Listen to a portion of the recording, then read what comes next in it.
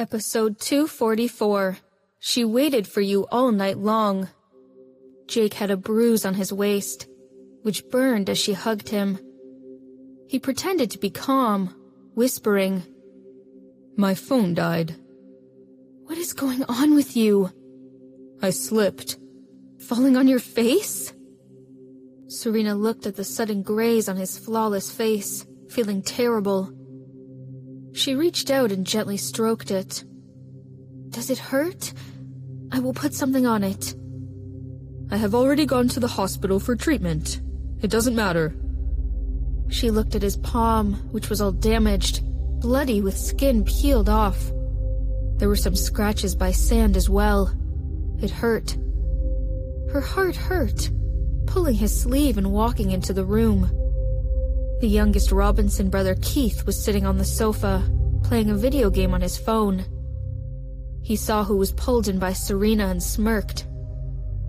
"Until all is over, ambition never dies." Serena paused and looked at Jake. "What did you do anyway?" God knows that she had been worried all morning. Her heart was in her throat.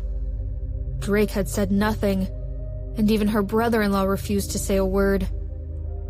She thought at first maybe Keith was unaware and must not know what was happening, but now it was clear that they were all colluding with him.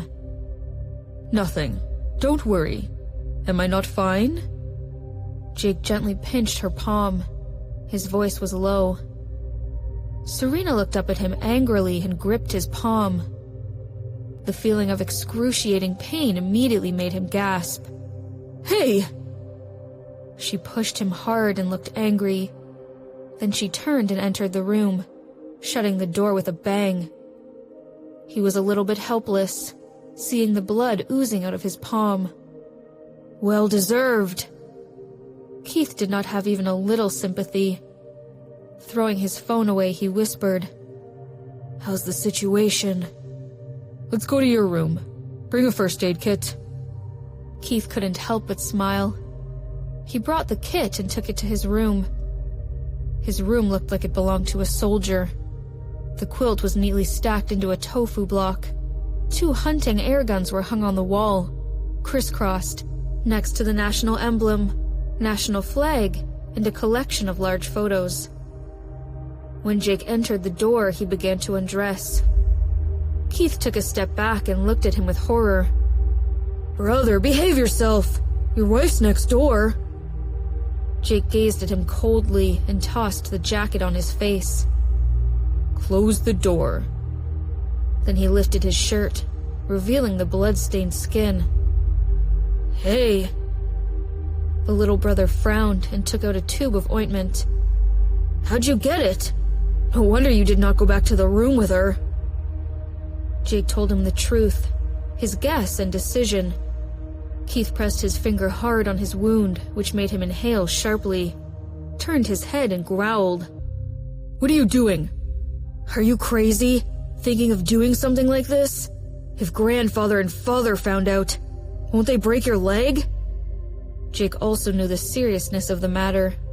He went over and whispered, "It's an act. After all, the Robinson Group's current influence here and in the country is significant. If you are reported, your company will be ruined, along with our family. Think about your wife and child." Jake had no words. Indeed, it was not a perfect strategy he had thought of. However, what else should he do to protect his family? Now he could basically confirm that those who were trying to kill Serena last time at the hotel in Houston were the 2 he met today. Even he felt that the female voice was somewhat familiar. But why couldn't he think of who it was? The reason why they tried to kill her was very likely that Serena had seen or remembered their looks. They thought that Serena was a risk, so... But who was it? Why would anyone want to hurt Serena in Houston? And here? Jake thought of a person immediately, picked up the phone and dialed the number of Charlie Wrong. The phone rang for a while before it was picked up. On the other side, there was a rallying cry, as well as the neat sound of the soldiers marching. "Jake Robinson?" He sounded surprised. Yes, Mr. Wrong. Hearing that, his eyes dimmed, but he quickly laughed again. Is there something wrong? You are in Houston? Yes, watching the new recruits get trained. Excuse me for asking this, but where is your daughter now? Isn't she with you? Jake said unconsciously, but Charlie quickly reacted. You mean Anna? Yes. She went on a tour to the UK a few days back with Alan White. I guess it will take more than a week to come back. Tour? Yes. She and Alan both studied music. They have formed a band, which has become quite famous, so they keep touring whenever they can. When did they leave? The flight took off the day before yesterday, about 5 or 6 o'clock. Why are you asking this? Remember what happened in the hotel last time we had visited Houston? How can I forget? Charlie Wrong's pair of eagle eyes became sharp. He asked, Do you doubt Anna? It is still under investigation, but this possibility can't be ruled out yet. Impossible. She didn't have the...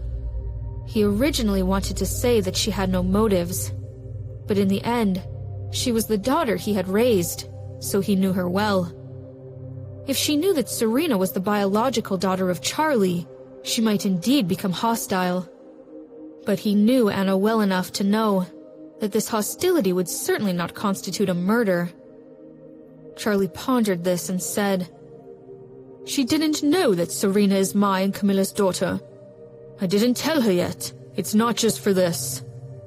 Jake interrupted him, but he was not prepared to explain.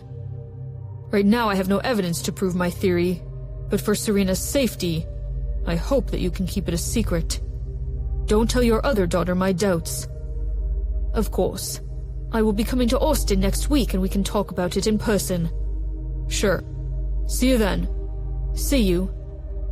Hanging up the phone, Jake thought of Alan White, whom he had met at the entrance of the Wrong's house. Similar height, although the dressing styles were not the same, but the body shape. And in particular, the last time Serena just gazed at him for a while, before getting attacked that afternoon. A lot of things were obviously not related to each other, but when connected, it was so clear. Jake was more and more suspicious of Anna and Alan. But what about evidence?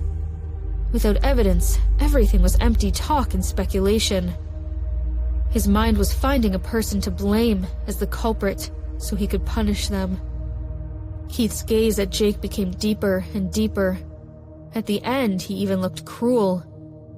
His heart trembling, Keith shouted, Brother, are you sure you don't want to coax your wife? She waited for you all night and all morning. I'm sure she's angry right now.